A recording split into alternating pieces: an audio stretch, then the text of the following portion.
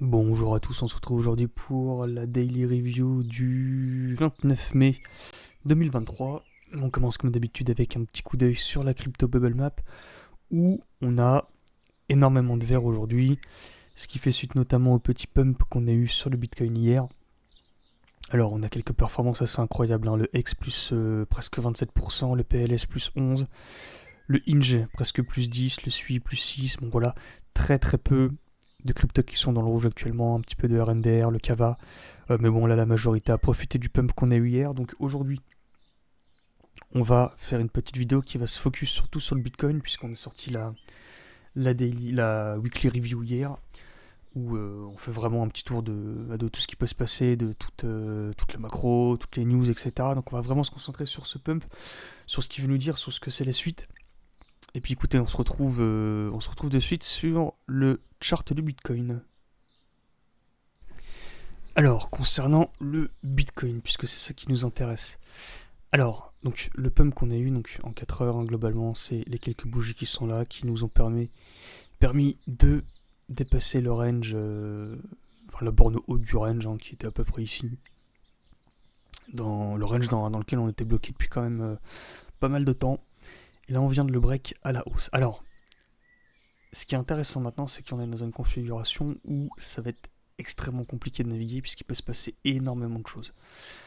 Alors, le premier élément, c'est que, bon, visiblement, là vous voyez, il y a toujours cette fameuse trendline descendante qui nous indique que, bon, on n'est quand même pas sorti de cette phase un petit peu baissière qui peut continuer. Et on n'est pas du tout à l'abri que ce qui vient de se passer, c'est pas juste autre chose qu'une simple prise de liquidité de tout le range supérieur. Tac, voilà, je vous dessine ça. On met la petite flèche, bam, et que on soit pas simplement là pour faire des bas de plus en plus bas. Ça, c'est complètement possible, hein. Je vais vous le mettre en rouge, voilà.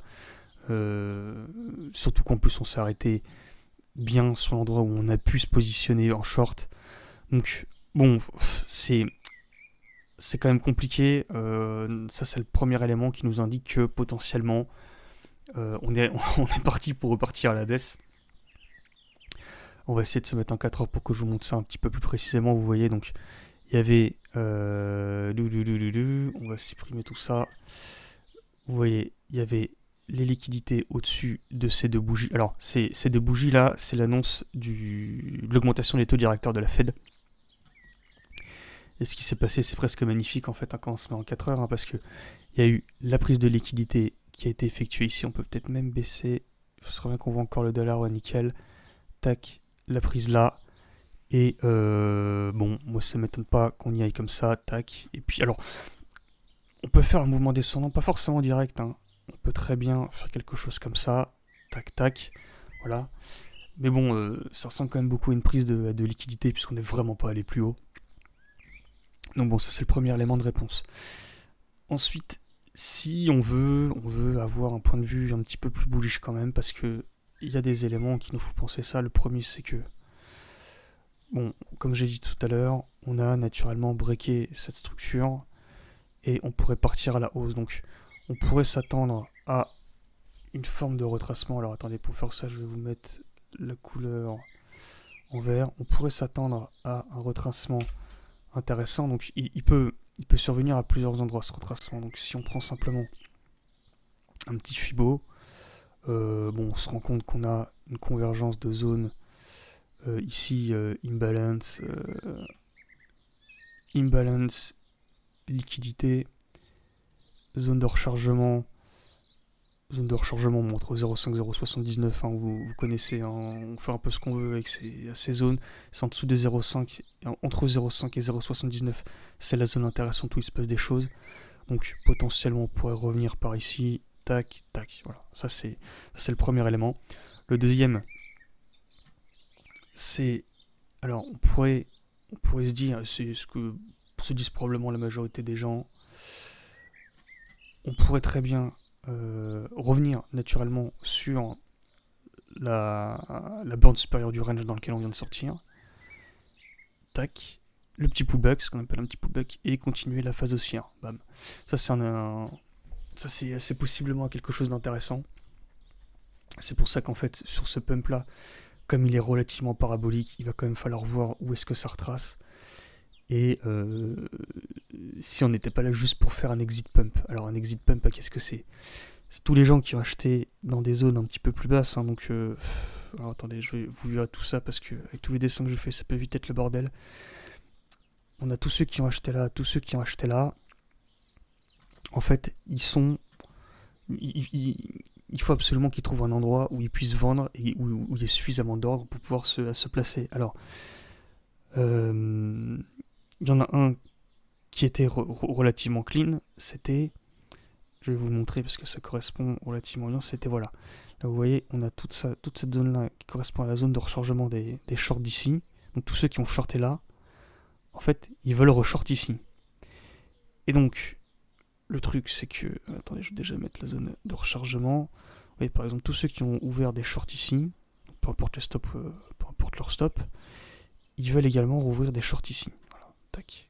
Donc peu importe où mettre les stops également. Donc ils ouvrent plein de stops ici, et tous ceux qui ont ouvert des longues là, des longues sur les deux zones que j'ai précisées, il faut qu'ils trouvent une zone où ils puissent vendre. Où ils puissent vendre. Et l'une des zones extrêmement intéressantes, bah, c'est la zone où les shorters ils veulent recharger. Et bah, cette zone-là correspond plutôt bien. Et ça m'étonnerait pas qu'il y ait eu un peu de manipulation de marché pour pousser les cours jusqu'ici, pour que eux ils remettent à la vente et que eux ils en profitent pour vendre. Donc c'est ce qu'on appelle un exit pump. Ça m'étonnerait pas que ce soit ça. Et voilà, maintenant si c'est vraiment ce scénario-là, ça corroborait celui où on est juste venu prendre la liquidité ici pour ensuite partir à la baisse de manière assez énervée, hein, puis continuer. Là en plus, quand on a pris toute la liquidité, alors il y a celle-là, mais il y a surtout tout ce qu'il y a là. Là vraiment, ce serait la cave. Hein. Ce serait vraiment le scénario qui nous penserait qu'on irait faire des plus bas de plus en plus bas avec toujours toutes les targets dont on parle à chaque fois. Je vous invite à aller voir la vidéo que j'ai fait hier qui est beaucoup plus claire sur les différentes targets et pourquoi est-ce qu'on pourrait les atteindre. Mais là voilà, dans le cas d'un exit pump, la suite ce serait ça. Donc voilà, on va aller un petit peu sur l'Ethereum maintenant, voir ce qui se passe. Alors concernant l'Ethereum, c'est un petit peu la même chose. Il y a globalement plusieurs manières de voir les choses. Il y a une manière bearish, une manière bullish. Une manière un petit peu bullish, en fait on pourrait se dire tout simplement qu'on a une zone de résistance ici qui a été breakée.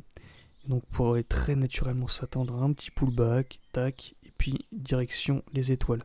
Ça c'est la chose un petit peu normale, que tout le monde va voir, que tout le monde va dire, hein, de toute façon. Mais après il y a quand même pas mal d'éléments qui peuvent nous faire penser à un petit retracement bullish du mouvement bearish qui est ici. Hein. Voilà, je vais vous expliquer ça. Regardez, alors en fait, le truc c'est que on a fait un equal high sur l'Ethereum. Tac. Et ça, généralement, c'est extrêmement bearish. Surtout qu'en plus, il s'est fait sur une zone de rechargement pour les shorts. Donc c'est à dire que tous les mecs qui ont placé des ordres, c'est un peu chiant le positionnement, tous les mecs qui ont passé des ordres short ici, en fait, ils ont refait les mêmes ici, en fait. Ils ont refait les mêmes dans la zone où on est. Et là, les mecs, au niveau des targets, ils visent plus bas que 1740, en fait. Hein. Donc là, vraiment, si vraiment c'est ça qui se passe, ce serait bam, bam, bam, voilà. Le fait, enfin les éléments, les critères qui vont pouvoir nous dire si vraiment c'est un scénario comme ça qui se profile, c'est si on réintègre le range, c'est-à-dire si on re-rentre en dessous des 1880 et qu'on se maintient en dessous à ce prix-là. Et si on réintègre déjà, ce serait très mauvais. Mais si vraiment on se maintient en dessous, c'est-à-dire si on reste dans cette zone-là, là c'est direction la cave. Par contre, si on reste un petit peu au-dessus, là ce serait plutôt un scénario bullish. Donc voilà, c'est un petit peu ce qu'il y a sur l'Ethereum. Donc voilà, c'est le vrai niveau à surveiller, ça va être ce qui va se passer au niveau des 1880. Et bah écoutez, merci d'avoir regardé la vidéo. Si ça vous a plu, n'hésitez pas à mettre un like, n'hésitez pas à partager. Et puis je vous dis à la prochaine pour les nouvelles vidéos.